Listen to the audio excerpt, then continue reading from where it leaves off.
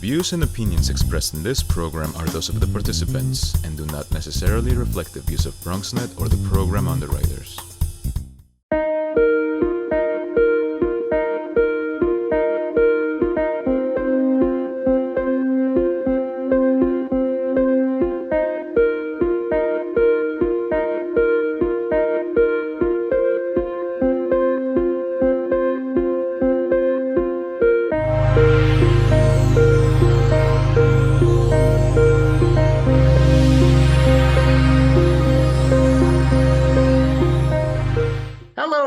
And welcome to Higher TV. I'm your host, Jimmy Sullivan, and thanks for being with us.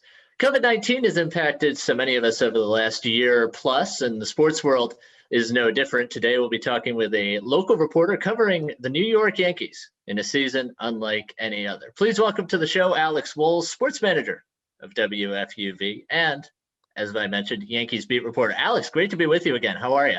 Yeah, it's good to see you, Jimmy. Hope you're doing well. And yeah, I'm doing good. A season unlike any other. Good way to describe it.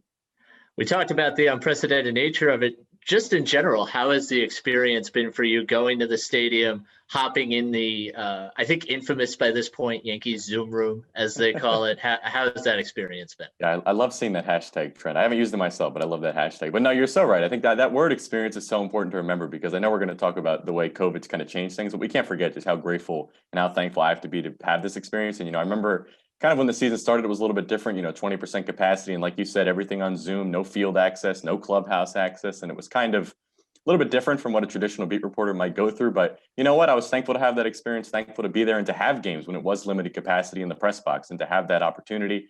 And as the season's gone along now, it's gotten a little bit better. As you know, we've gotten full capacity and fans back in the stands again. We've gotten on the field again. And to be able to do that and to stand on Yankee Stadium on the field and to really just see what the hitters see is a really special experience. And being in that Zoom room is a really special experience as well. So I think regardless of how different things have been, you just have to take that for granted, and it keeps getting better as the season goes along too.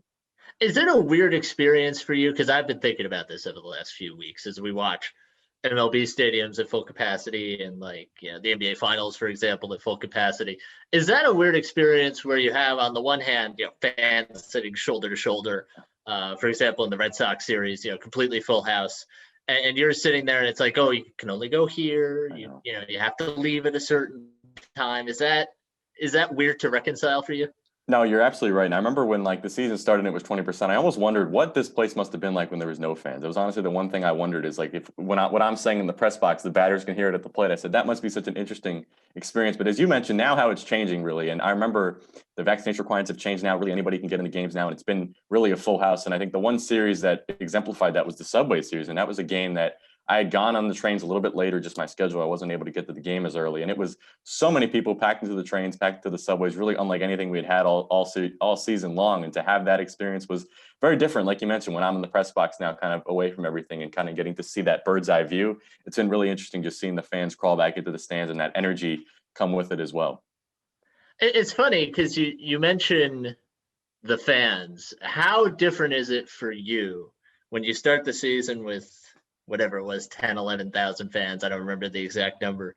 And now you're going to some games where it's 40,000, 45,000, 50,000. What's that experience been like? How cool has that been? Well, that's the thing, at the end of the day, even though we are a reporter, we're in the press box and doing journalism, it's still, you can't lose that fan aspect. You can never forget that you're still a fan of the game of baseball. And for me, at the beginning of the season, it's hard to get that same energy when it's such an empty crowd. And, you still love the game and you still appreciate what's happening on the field. But when you get those fans back and you hear the cheers and you see the wave that they try to pick up and you start laughing at them and you see, someone tossing a ball to a young kid, that's always the one thing that sticks out in your head. And, when you're in those tight games in the ninth inning and you get those goosebumps when things start happening, that's the stuff that whether you're a journalist or whether you're a fan, you just never lose sight of that. And to get that back has been really special. And I'm not going to lie, it gets you a little more excited to go to the ballpark every day when you know that there's 40,000 fans there with you. From your aspect of it as a reporter, because, in the good old days of, 2019, you used to get to go into the clubhouse, the locker room, whatever. You don't get to do that. Do you think from your point of view that something has been lost from that when you're just doing what you and I are doing right now and you're sitting with whoever it may be on a Zoom as opposed to being there face to face and maybe being able to do a little bit more? Yeah, and I think it's a challenge on multiple levels. And I think the one thing is obviously, with a post-game Zoom, you're at the behest of whoever the Yankees decide to have in that post-game Zoom room. And, there might be a guy, there might be a story or question you want to ask someone that you just can't, as opposed to being in a clubhouse, you could walk right up to their locker and say, hey, have this question about the game. Now you really can't do that. And it makes things a lot more difficult. And it's also difficult, obviously, to get the personal relationship. There might be a question you want to ask a player that's a little bit personal or something that you saw on social media that maybe caught your attention that you don't want to do in front of a big Zoom room with everybody in there because that might not be as relevant. So I think there's been some challenges in that. And obviously, so much of our connection just comes from being on the field and seeing other people and having that in-person element. Then to cultivate that over Zoom isn't always the easiest thing. But at the same time, it's starting to change. Like I mentioned at the beginning, getting on the field again, getting to be with the players, getting to be with the opposing dugout as well, and getting a lot of those elements of what a pre-pandemic reporting scene was like, I think has been really special. And even then, when you see the same people over Zoom every day, those relationships do start to build. And now it's a matter of just bringing those onto the field as well and trying to do the best you can to find a unique angle when everybody's getting the same information and taking that unique perspective that you have as a reporter. I wanted to switch gears real quick here because I introduced you. You're at Fordham University. You guys, along with I think every college in America, is just figuring it out right now when it comes to vaccinations and getting back to normal, whatever that looks like. What are you looking forward to that being like from a sports perspective in the fall? Because you've got, all the teams coming back on schedule in August, September, whatever the case may be. What are you looking forward to as that comes along? I mean, it's hard to even name just one thing, but I'll say for me, I have a unique perspective last semester, I was home for one semester, I was on campus for the other. And I remember I was home during basketball season. I'm a big basketball fan, and to not have Fordham basketball, to not have the Iona game when Rick Pitino was supposed to come back, and to not have the energy of the Rose Hill gym, because, when that place gets loud, it really is a special place. And to not have that during the basketball season was tough. And we started getting it at the end of the softball, baseball season, had some student athletes back in attendance. So I'm just so excited to have an athletic season, a football season. We're going to Nebraska week 1. It's such a special opportunity for the Fordham football program. And Fordham Athletics is heading in such an exciting direction, so many exciting avenues that they're heading down in both the fall, winter, and spring. And I'm just really excited to be a part of that and to get back to those relationships that we talked about, even with the Yankees now, to get those back in the Fordham community as well. And to get back to normal, I think is a really special thing, and to take it into some new directions as well. I got to say, the men's basketball program, they might be on the up and up. Hey, with Kyle Neptune, I was able to meet him once. Really nice guy, really special guy. And I was at practice a few weeks ago, and I'm really excited of what the season's got in store. Alex Wolz, sports manager, WFUV. Alex, thank you so much for being with us. Really appreciate the time. No, always a pleasure, Jimmy. Thank you. And our thanks to Alex and all our guests here on Higher TV. We hope you'll join us again in the future. Thank you to all the viewers at home for tuning in. I'm Jimmy Sullivan. I'll catch you next time on Higher TV. Have a good one.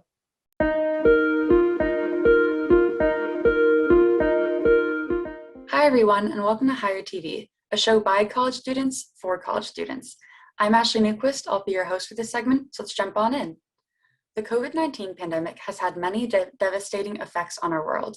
Trying to cope with these abrupt changes has led to poor mental health, with 9 out of 10 college students reporting that the pandemic has had a negative impact on them mentally. Our next guest is incredibly experienced when it comes to mental health and has had her work featured in the New York Times, the LA Times, and across TikTok to her 1.6 million followers. She is both a licensed clinical social worker and doctor of clinical psychology. Please welcome the Truth Doctor, Dr. Courtney Tracy. Hi, and welcome to the show. Thank you so much for having me. I'm excited to get started talking. Great. So why don't we start off by just asking you to tell us a little bit about your work as the Truth Doctor on social media. Sure, yeah. So I usually start off all my video content saying, hi, my name is Dr. Courtney Tracy. I'm known on the internet as the Truth Doctor. My pronouns are she, her. And you are correct. I'm a licensed clinical social worker and doctor of clinical psychology. I have 4 degrees. Which sounds kind of surprising because my highest degree is a doctorate degree, but I went to community college for 4 years first, then 3 years for a bachelor's and so on. And so I'm excited to be here because part of me being the Truth Doctor is being really honest about the fact that I'm a human being that struggles with her own mental health issues, and none of us are really immune to the outcomes of the things that we experience in life. So my platform is primarily to share my mental health truths as a mental health professional, which does 2 things. The first thing it does is it teaches people who also have mental health struggles, which sounds like 9 out of 10 people in the college age right now are experiencing that. And that's important because that's when my severe symptoms started as well. Not through a pandemic, but that's when they started. And so the platform encourages people to realize that they may be struggling now, but it doesn't mean that their dreams can't come true. And the second thing that it does is it helps other mental health professionals learn how to be authentic and be vulnerable and share their truths, because the more that any human being does that, it teaches the next human being who observes that behavior that it's okay and safe to do so as well. Wow, that's a wonderful story. So just getting on to the Truth Doctor and sharing your story, what do you want people to learn from your videos? Is it that they're not alone? Is it that they should seek help? What's your goal? I like that question. I think for most therapists, the goal is either to let them know that they're not alone or to help them get the support and seek therapy. I think for me, my message is really that we're all the same. It's that we can all struggle and we can all overcome, and we all experience the same emotions and we all experience the same emotions, and we all have different perspectives. And it's the fusion of those two things that are actually going to lead us to unification, connection, and changing what we've found ourselves in over the last 2 years. Yeah, so speaking of the last few years, there's a lot more isolation, a lot more change in our society. How do you think that affects people mentally? Well, speaking specifically for the college age, 18 or 17 to 21, 22, 23, there's a stage in our life where it's about intimacy versus isolation. If we don't get out there and build relationships and figure out who it is that we really are and trust in our ability to keep ourselves safe and make the right decisions, then it really does affect not only the identity that we hold within ourselves, but also our trust in the world around us.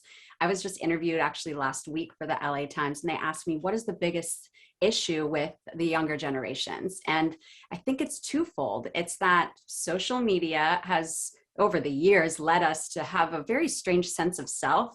And then this isolation through the pandemic is confusing us even more, because now we don't actually have direct connection to others like we used to, but we're also distrustful of the world around us, of police officers and teachers and our parents and the educational institutions to some degree. So that can be unsettling, feeling unsafe externally and unsafe internally.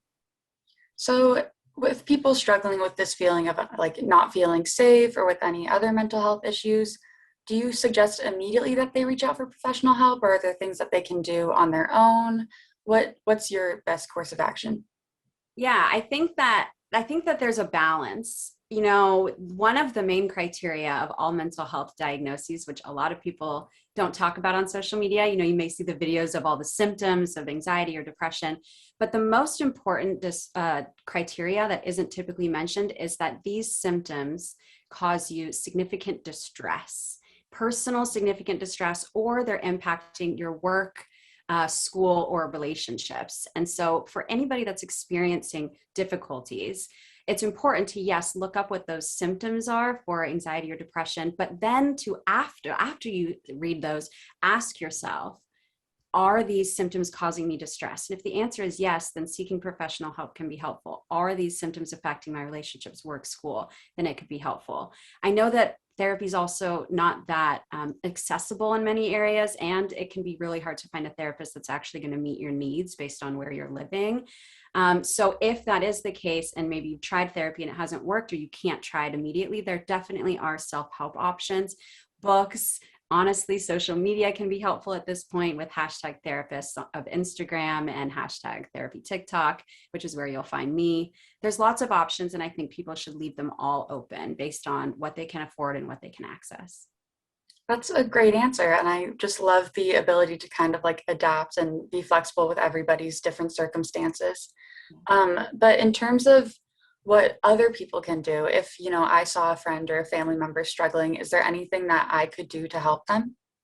Yeah, I love that question, because often, what I always want to do when I'm asked that question is give a straight answer. This is exactly what you can do to help the people that you love, to help your friends, your school partners that you see are struggling.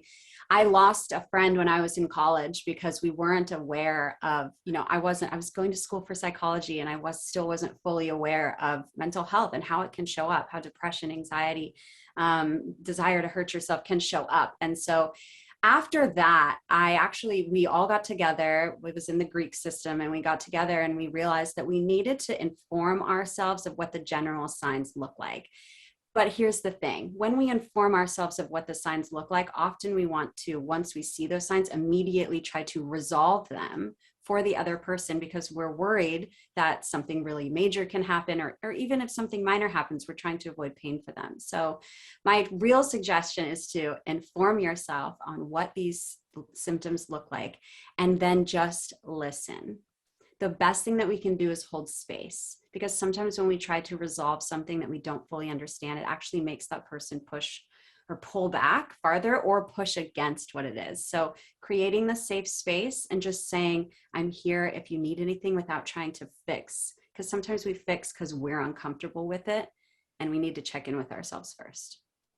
Yeah, well, that's a beautiful answer, and I'm so sorry for your loss, but thank you so much for learning and teaching people in the future how to help others. I think we only have time for one more question, but do you have any last words of wisdom for people who might be struggling right now? Any advice that you would love to share? Yeah, when it comes to people who are in college and these experiences that you have had over the last few years, college is the time really where we're wanting to decide, who am I and what am I going to do with my life? And the last couple of years have not permitted the ability to do that. So if you're struggling with either of those things, who am I and what am I going to do with my life? Please know that that is normal. Please allow yourself to feel it, and know that you are so much more than the grades that you receive and the career that you have. And it's okay to give yourself a break sometimes, because it's not easy what's going on, and you're not alone. Thank you. That was a beautiful last words of advice. And thank you so much for joining us on the show today, Dr. Tracy. Yeah, you're welcome. Thanks. And for more resources on Dr. Tracy and her work, please visit her Instagram and TikTok at The Truth Doctor.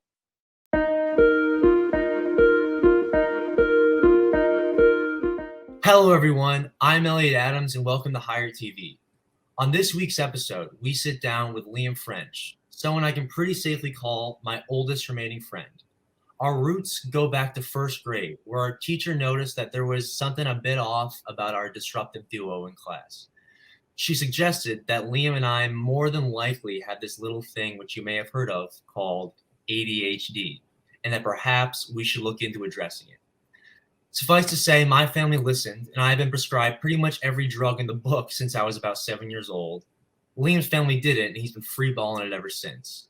So this is why I thought that Liam and I would have a combined unique perspective to discuss today's video, or today's topic of the video, which is the increased prescription medication use among college students to stay attentive in their work.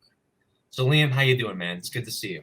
I'm doing well. Good to see you too. Thanks for having me on. I hope I can shed some light onto your issue here. Of course, we always love to hear your opinion. So what was your family's reaction when you found out that you might have this hyperactive freak gene coursing through your veins? I like the way you phrase that. I would say they were concerned, as any family should be, but I think they were also focused on doing what was best for me, and just trying to make sure that I could be successful in school, but also sort of be able to live my life in the best way, whatever that means. So they did have me evaluated. I went to a child psychologist. I did a bunch of tests. They asked me about my grades. They asked me about how I was doing in school. I think I did actually leave with a prescription, or my mom had a prescription for me. And we elected eventually not to fill the prescription. I think a lot of it was my issue was I definitely had attention issues, but I think my biggest thing that the teachers were noticing was hyperactivity. So yeah, I guess a lot of it was just sort of learning to channel that hyperactivity and to deal with that in more of a positive way that didn't disrupt myself and others around me. Sure. So would you say, looking back, that your ADHD has been more of a blessing in your classwork specifically, or a curse? What would you say? Or both? I tend not to view it as really either. It's kind of just part of like who I am and how I navigate the world, I guess, how I think. I definitely think that there are times when it's been challenging for me and it's been an obstacle for me. But I also think that it allows me to sort of see things differently and to navigate the world differently. I think it plays a role in my sense of humor. I can kind of monologue sometimes in a way that for some reason other people enjoy. For sure. I'm sure it's annoying to other people as well. I'm sure that it's affected like my relationships and stuff in that way, maybe just like the people who choose to hang out with me.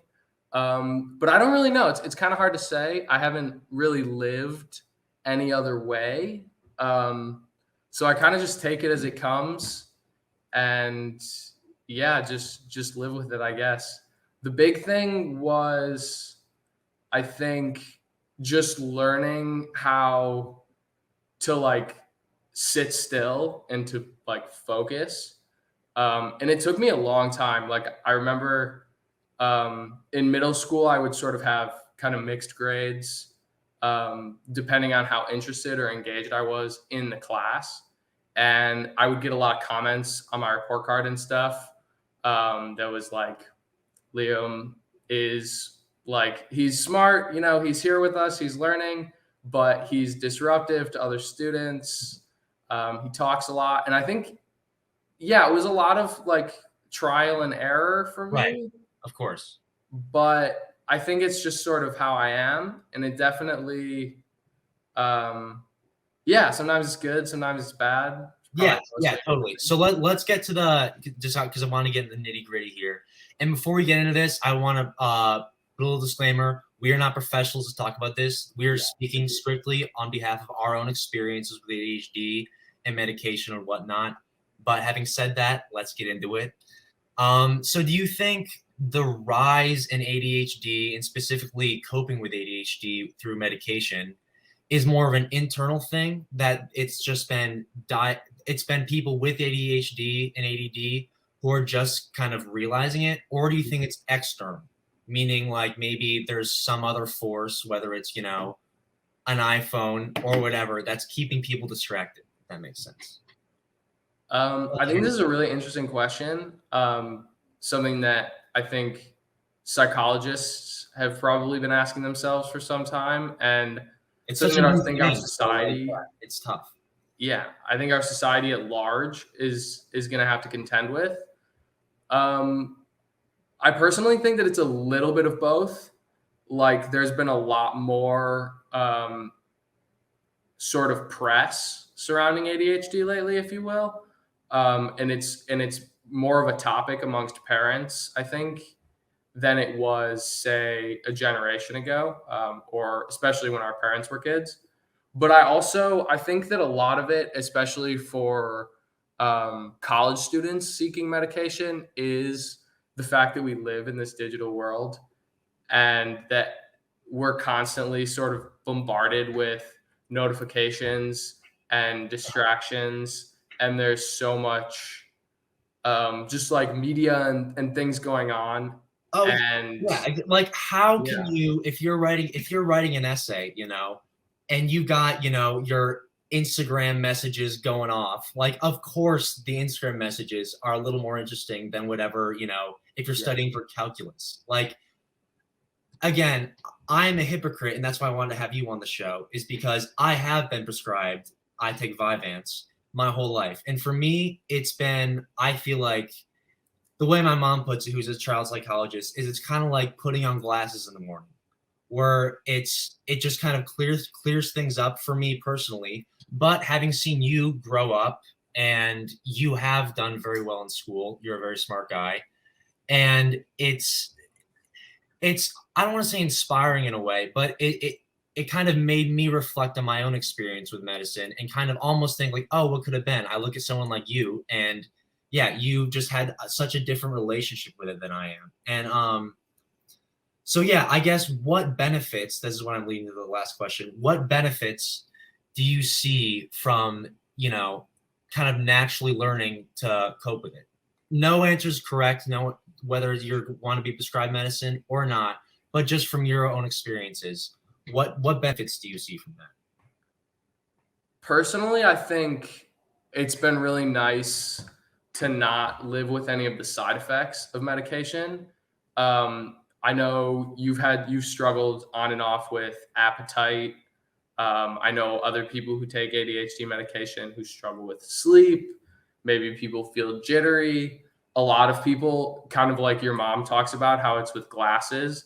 I think a lot of people get to a point maybe later in life where they find that without that medication, without those glasses, it can become really hard to focus because they use that as sort of a way to switch modes. So for me, I've developed a lot of like personal strategies, I guess, and like environmental things that I do to kind of keep me in the zone.